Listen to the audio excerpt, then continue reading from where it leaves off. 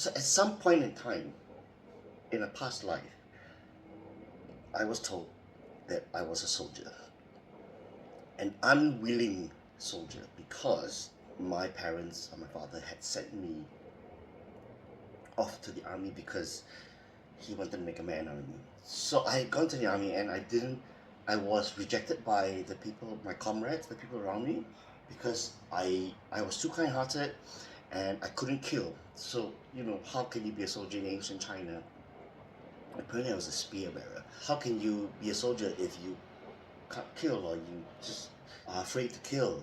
And she says, and I was told, oh, you were quite soft as a person and you weren't quite a soldier. And she went, yeah, you're a bit like a CC, And I was like, ooh.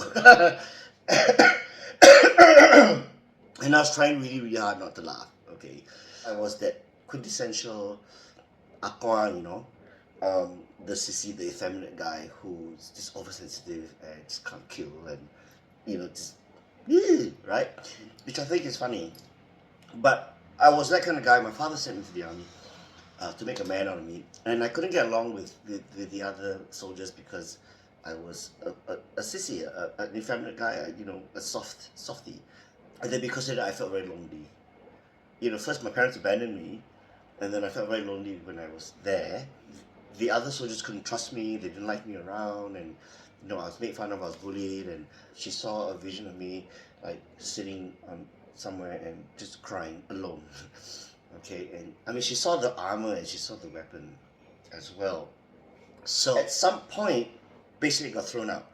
Okay, I got kicked out of the army, and instead of feeling happy or joyful that I don't have to be a soldier anymore, I felt abandoned.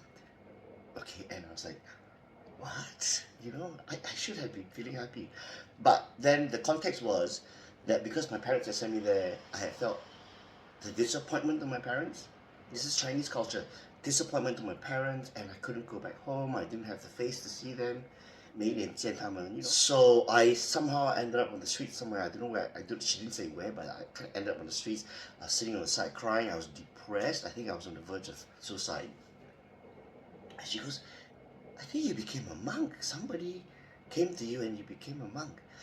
And this is something that I've heard before. And then she goes, maybe you're supposed to be a monk again. And she goes, no. You don't have to be a monk. It's optional this time. I'm like, right? I'm like, phew, right?